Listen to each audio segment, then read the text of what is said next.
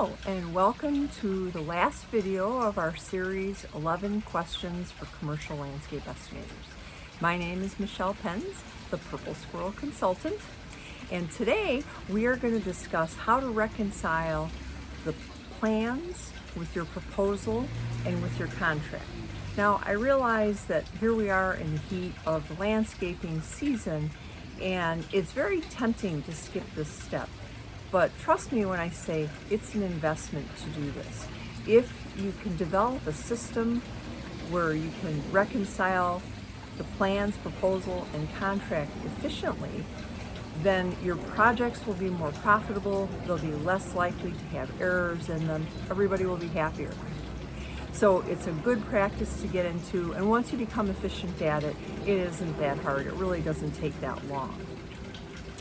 So the first thing you want to do with your plans prior to doing your takeoff is to enter the plant list into your takeoff software in the plant list order. This is very helpful as you go down the road reconciling the plans to the proposal to the contract. So when you're doing your takeoff, as you know, a lot of times there are discrepancies in the quantities. So when I find a discrepancy, I highlight that particular quantity section yellow so that later on it's very easy to identify that. Afterwards, when you're done with your takeoff, then you can export, hopefully your takeoff software, most do, will allow you to export your takeoff to an Excel spreadsheet. And this is very helpful because this is what you're going to work from. Once you've exported your takeoff to the Excel spreadsheet, now you can start comparing the plant list to your takeoff. And what I would do was your plant list and your takeoff are in the same order. It makes reconciling it very easy. And as I check each quantity, I put an X next to each item that I've reconciled. If there's a discrepancy, for instance, the plant list calls for 20 of a certain item and your takeoff only had 15, I highlight that one yellow. And I'm going to go back to that after I go through the entire plant list and check the plan again just to make sure I didn't make a mistake. Perhaps I missed a section and I didn't see it, but I want to confirm that that discrepancy is correct so that I do have the correct quantity. So once we do that, then we want to check all the quantity discrepancies. So we go back to the takeoff software, and what I would do was turn off all of the other items and only leave those items where there are discrepancies so I can go through and recount them. It's a little bit tedious, but it's worth it because like I said, sometimes I make a mistake and I miss a section or I double count something. So once I double check all of those quantities, make sure that they're correct, then I create formulas in the spreadsheet for all of my volume conversions, such as square feet to square yards. If you're familiar with Excel, and I highly advise that you become familiar, you can easily enter those formulas and it makes your life very simple to have those conversion formulas. I also add notes and reminders to my working takeoff spreadsheet. That's my go-to after the takeoff, is to make sure that I have everything in there, that little reminders. Did I get all of my RFQs?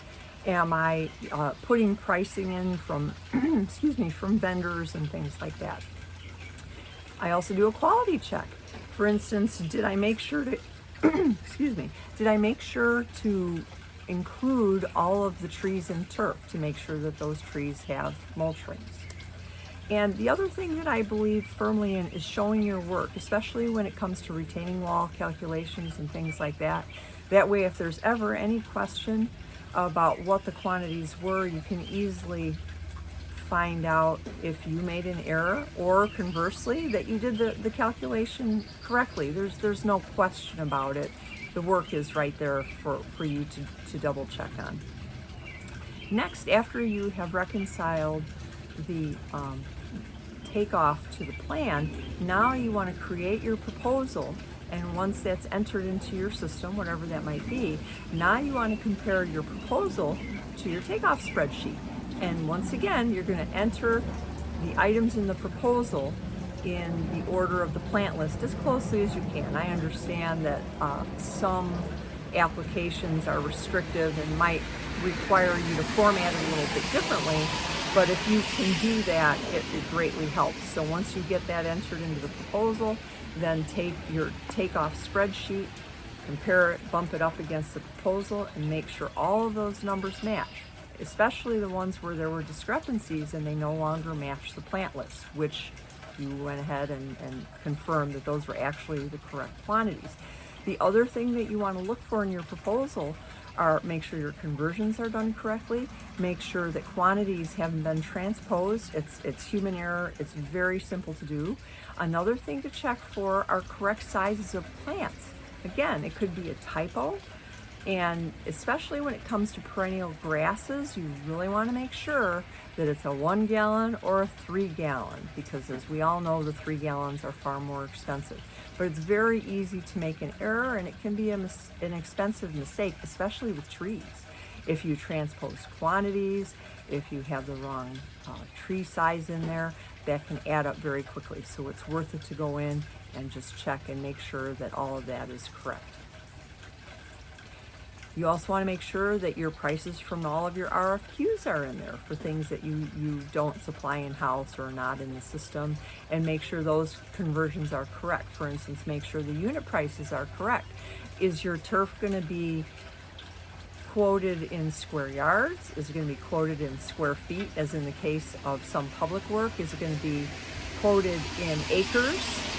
Or is it going to be quoted by application rate and your total area? So those are things that you also want to consider.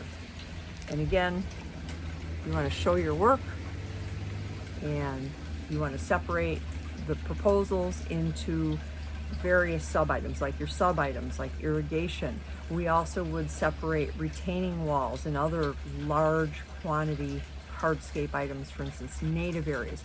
The reason we did that was so that we could tweak the pricing, the profit, and the labor for those specific items. Instead of, sometimes it's easier to separate that out, and you can tweak those individual proposals based on the needs of that material, and really get down to a granular level so that you have the most competitive proposal. It's also easier for your general contractors too, because if they want to slice and dice it, add and subtract, it's much easier for them to do that instead of one giant proposal with all of the items. The other thing you want to consider is your contract, and you want to ensure that, again, the contract matches your proposal. Of course, your proposal matches the plans, and you want to make sure that all of the things that you're including and excluding are included in that contract, especially those exclusions. Remember, we all want to be on the same page about what is not included in your contract. You want to, once again, double check your quantities, your prices, and your conversions. And lastly, you want to make sure that your labor rate is correct. You want to confirm that during your scope review. And you also want to double check your insurance limits to make sure that there's nothing extraordinary in there that might not make the job worthwhile. If you do these things and you make it a habit to reconcile your plan, proposal, and contract if you're awarded the project, your projects will run much more smoothly. They'll be more profitable. You won't find the errors and omissions that sometimes happen, because during the landscape season, everybody's busy.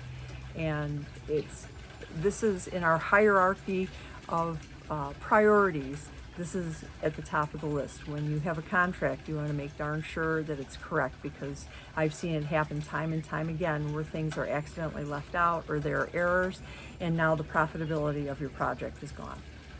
So I thank you so much for watching this series, and if you have any questions, please don't hesitate to contact me at my email address in the description below. If you're interested in training or consulting, I'm happy to talk about that with you.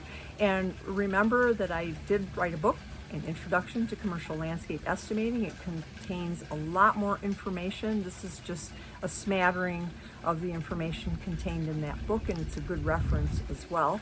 You can get that on Amazon for $19.99, and there is a link below in the description. Thank you again so much for watching this series. Happy landscaping.